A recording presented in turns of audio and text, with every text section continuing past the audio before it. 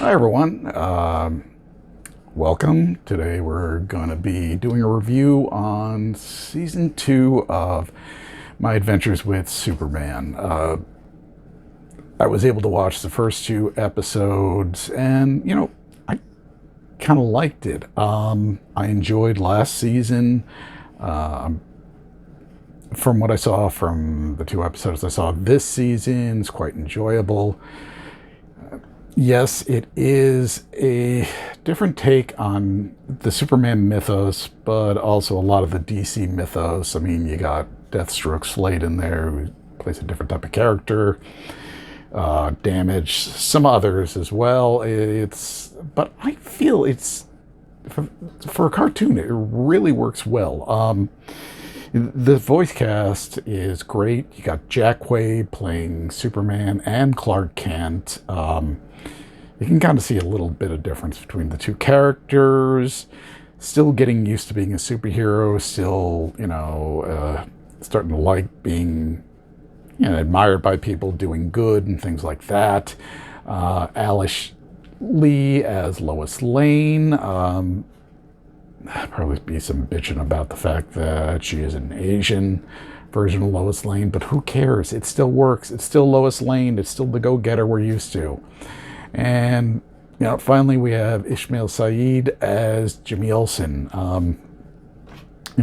Again, another change, a Muslim-based Jimmy Olsen. I really don't care. It works in this show. It's a good show. Give it a try, I say.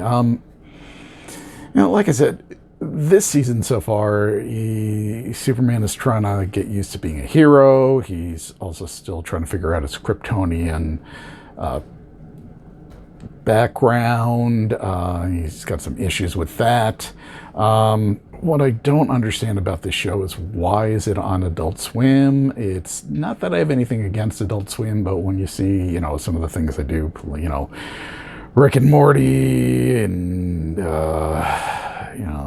Robot Chicken when that was out, and some others, it seems a little weird to fit in their queue because My Adventures with Superman is a very family-oriented show. There's nothing really adult about it. It's fun. It really is. It seems like this year the plot they're going for is obviously they want to work on the relationship that's built on Lois and Clark. That's really cool to see. I also like the way they don't make Jimmy feel like a third wheel. It's they're all friends together, so that's kind of cool and it works out well. Still, the main bad guy seems to be Amanda Waller and Task Force X. I'm not too sure. I'm starting to feel that Waller's getting overused everywhere. Comics, TV, cartoons. It's not just this cartoon, it's others. It's, I don't know, maybe back off from her a little, but that's just one man's opinion. But the main subplot for what seems going to be the entire season is Superman finds out that his cousin also escaped to Earth, which is, we all know, Kara, Supergirl. So that's kind of cool. And, I'm just loving the rework of all these characters. As always, there are a lot of Easter eggs that, blinking, you kind of miss it. Some are just more obvious than others. Like this year, Jimmy got promoted from just doing pictures to running the video for the Daily Planet, and it's called Flamebird Video. So those who are not familiar with that name, way before, back in the Silver Age, they came up with a concept of a Batman and Robin of the shrunken Kryptonian city, Kandor, where it was Nightwing and Flamebird, Nightwing being the Batman personality and Flamebird being the Robin personality.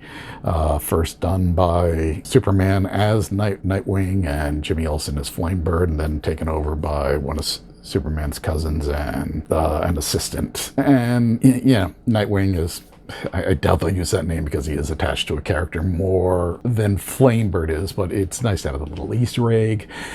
You got the Newsboy Legion in there. That is really deep cut for those who are not that familiar with that type of stuff. Introduced in the golden age of comics as, working with Guardian, and then reintroduced in the Superboy Clone One Kal-el books. So this is another adaptation of them, and that's, again, great to see. We're introduced to Hank Henshaw, who, at least in the comics, he becomes the cyborg Superman. We'll see what happens there. And we also have Vicky Vale appearing. And I don't know if that means Gotham City and a certain, nocturnal animal guy dressed up as will be appearing. But again, kind of cool to see, Vicky Vale in there. And I thought one of the greatest things is it starts off, first episode is about Valentine's Day, and Clark says something that is a referral to the Christopher Reeve Superman movie. I don't want to tell you what it is. I hope you can find it. It's pretty cool, especially for old fogies like me. And there are a couple of surprises. Like, one of the things in it is Jor-El kind of talks about how how Krypton conquered other planets, which was weird for me. It comes across very more militant than I'm used to, and most readers are. At least from Jor-El, that's usually Zod's things, but I never saw Krypton as a conquering planet. It almost felt like a little bit of Invincible right there, and that was a little weird with me. It's not a deal breaker. It's interesting to see. It does, because Clark still has his values from Ma and Pa Kent. So while Jor-El and Lara are his birth mother and father, they really aren't his parents. But really liked what I saw.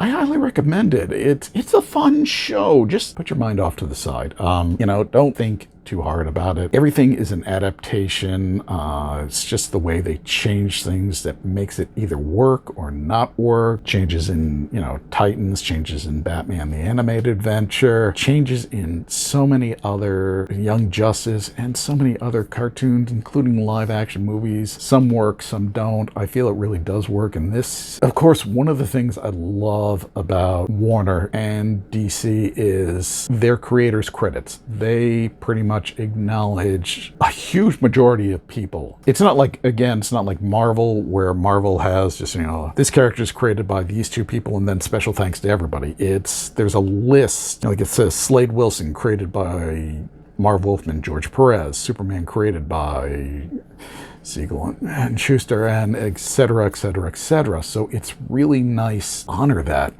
And it's not all the way at the end like Marvel does it. It's, they got the producer, the director, the voice cast, and then they go into the credits. So while it would still be nice to have up front, at least it's not all the way in the back. Not one of these things where you blink and miss it. DC is so much better when it comes to these things than Marvel. I don't know if it's a mouse or what, but I digress. If you love season 1, you definitely have to check out season 2. If you haven't seen season 1 yet, jump on it now before season 2 starts. It's just a fun show. It's 30 minutes. It's a fun adaptation to Superman. It's something you really haven't seen before. It's a little fresh and a little new. Season 2 of My Adventures with Superman premieres on Adult Swim at midnight on May 25th. It's coming up real fast, with 2 back-to-back episodes, followed by a new episode every Saturday. And then the new episodes will stream on Sunday if you have Max. So don't worry, if you don't have Adult Swim, you can watch it on Max, which is great. Again, highly recommend it. You should watch it. Thank you so much for watching this. If you liked what you see, please remember to hit that like and subscribe. So, you keep in touch, where we are, and, when we send out new content. As well as if you check below, you'll see a link to all our socials, and you can follow us there all over the web. So thanks for all watching. Hope you enjoyed the show as much as I did. Bye now.